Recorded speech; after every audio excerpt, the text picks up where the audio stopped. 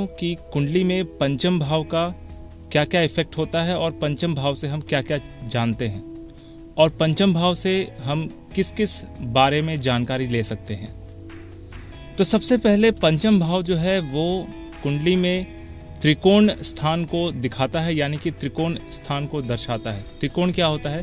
त्रिकोण जो होता है वो लग्न, पंचम और नवम भाव। पंचम भाव एक बहुत ही महत्वपूर्ण स्थान है, क्योंकि इस स्थान से व्यक्ति के बौद्धिक क्षमताओं का जायजा लिया जाता है। व्यक्ति के अंदर कितनी ज्यादा सोचने की शक्ति है, कितनी ज्यादा थिंकिंग पावर है और किस लेवल की थिंकिंग पावर है, ये हम पंचम भाव से जान सकते हैं। पंचम भाव है संतान का। आपके कितने संतान होंगे, संतान का चरित्र कैसा होगा, वो किस तरह से सोचेगा, उसका भी पता पंचम भाव से लगता है। पंचम स्थान है रोमांस का, यानी कि आप किसी से अगर प्रेम संबंध में है तो वो प्रेम संबंध कैसा रहेगा, उस विषय में पंचम भाव को देखना बहुत जरूरी होता है। विवाह के बाद पति पत्नी के बीच में कितना प्रेम संबंध रहेगा, उसका विचार भी पंचम भाव से करते हैं।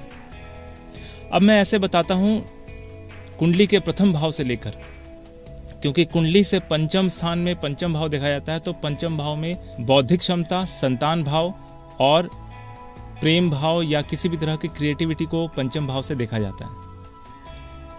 दूसरे भाव को अगर दूसरे भाव से पंचम भाव पड़ता है चौथा, यानी कि दूसरा भाव जो है वो है धन भाव।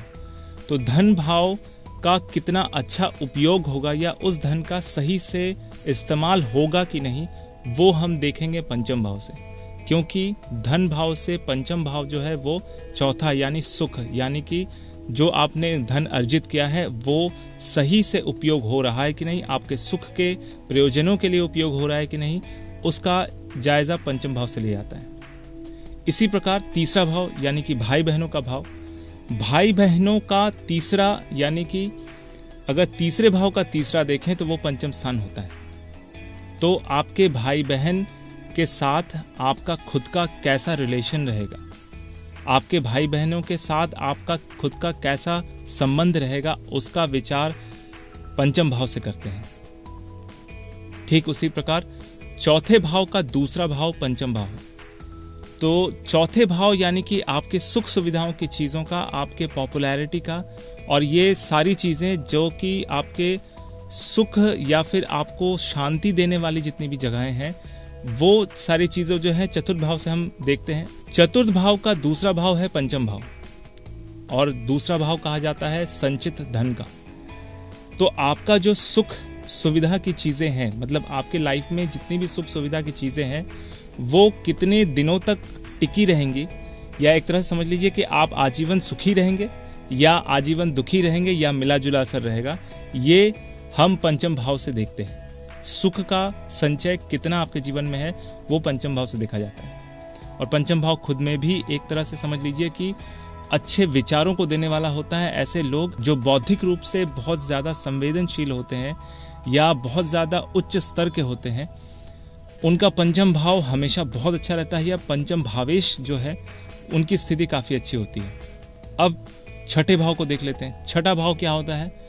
रोग, रिपु और रण, यानी कि आपके शरीर में कितने रोग हैं, इस विषय में छठा भाव देखते हैं। और उस रोग का क्या निदान है, वो रोग कितने दिनों में ठीक होगा, उस रोग से आपको कितनी हानि होगी, उसका विचार भी पंचम भाव से करते हैं। क्योंकि छठे भाव का द्वादश भाव जो है वो पंचम भाव है, और द्वादश भाव जैसा कि आपको सब पता है, द्वादश होता है हानि का, द्वादश होता है लॉसेस का। तो छठे भाव में अगर कोई ग्रह है या छठे भाव की वजह से आपकी तबीयत में गड़बड़ी है, तो वो छठा भाव यानी कि आपके रोग कब तक टिकेंगे, समाप्त होंगे भी या नहीं, या आपके रोग से क्या क्या नुकसान हो सकता है, उसका विचार हम पंचम भाव से करेंगे।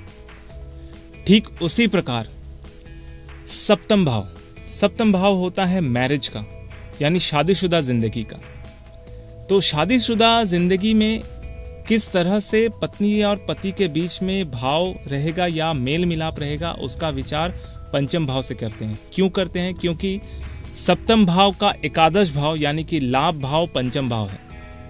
इसीलिए पति पत्नी के बीच संबंध, पति को पत्नी से लाभ या पत्नी को पति से लाभ, या फिर आपके बिजनेस पार्टनर से आपको कितना लाभ मिलता है, उसका विचार हम पंचम भाव से करते हैं। ठीक उसी प्रकार अष्टम भाव को अगर देख लें, अष्टम भाव के दशम भाव में पड़ता है पंचम भाव यानी पांचवां घर।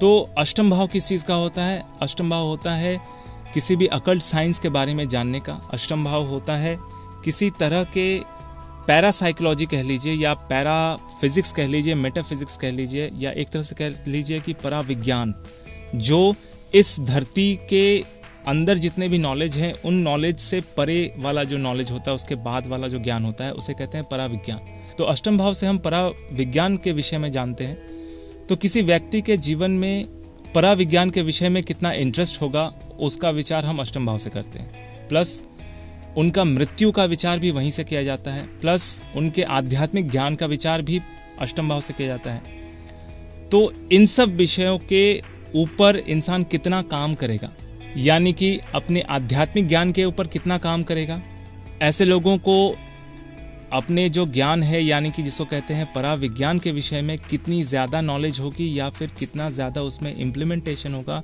उसका विचार पंचम भाव से करते हैं। मृत्यु कैसी होगी, मृत्यु का कारण क्या होगा, उसका विचार भी पंचम भाव से करते हैं, क्योंकि अष्टम का दशम पंचम भाव है। अब नवम भाव की बात करते हैं। तो नवम भाव जो होता है भाग्य भाव का होता है, पिता स्थान का होता है, प्लस धर्म स्थान का होता है। और नवम भाव से नवम जो है वो पंचम भाव है। तो धर्म का कितना आप अनुकरण करेंगे, धर्म परायण कितने बनेंगे, आपके पिता से कैसे संबंध होंगे, और साथ ही साथ आपका खुद धर्म के प्रति कितना ज्यादा इंटरेस्ट होगा, या एक तरह से आप कह लीजिए कि आपके अंदर कितनी ज्यादा धर्म को समझने की शक्ति होगी, उसका विचार जो है पंचम भाव से करते हैं।